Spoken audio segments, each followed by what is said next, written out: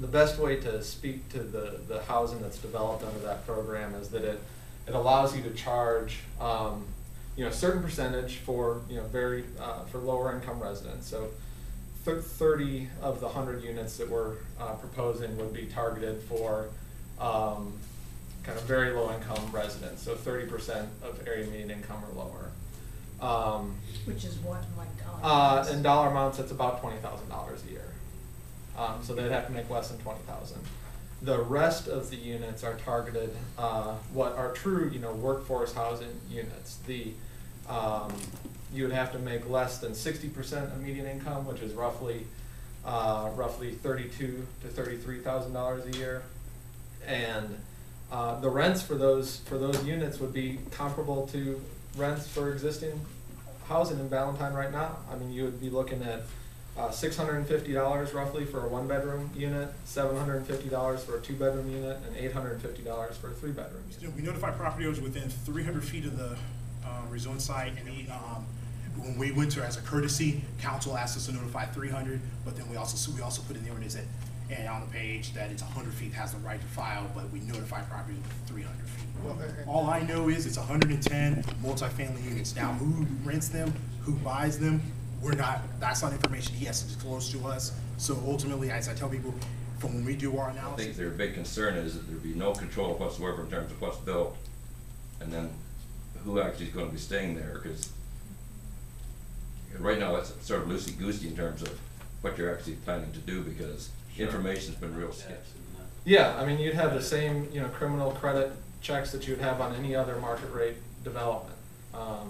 We always have strong, third-party management for any of these mixed income developments, and would encourage you to visit any number of the developments that we've participated. How do we find out where those other developments are?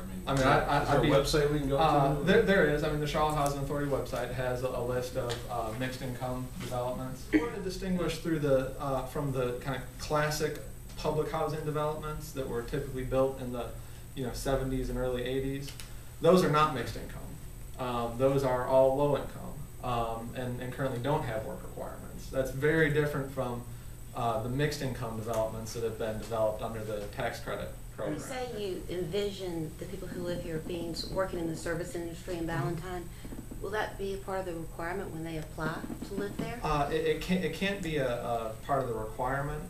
We can affirmatively market in that regard, and so we can have a marketing plan that is targeted towards those businesses. But fair housing doesn't allow you to So to put any type of residential, low income, high income, anything, it kills the commercial in the back with one way in, one way out. I've never seen it anywhere in Charlotte where you pass through a residential neighborhood housing unit to get to a commercial site. So to come back and say that this is a great residential site, I mean, it's not. You're not going to find that in Ballantyne. It's really not.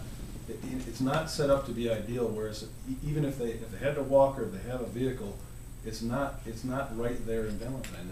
It's high-end shops. It's higher-end restaurants typically than what you're going to see in a lower income area, and what lower income people are going to want. Which cycles of poverty through multiple generations. That by spreading it out, by having a locational policy as the city does, as has been alluded to, you have a greater chance of breaking that cycle. Authorities to have a place where folks that are at a certain income can live in certain areas, can support, whether through service jobs or whatever it is. What concerns me in this location is it's so close to the border of South Carolina. And what I don't want to see to the Charlotte Housing Authority is ultimately fueling the housing for the Walmart folks and stuff that's going to be then in the workforce then going down into Lancaster County, when your goal all along was to provide housing for North Carolina.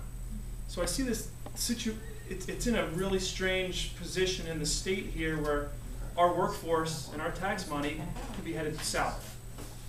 And that's why I have a problem with it.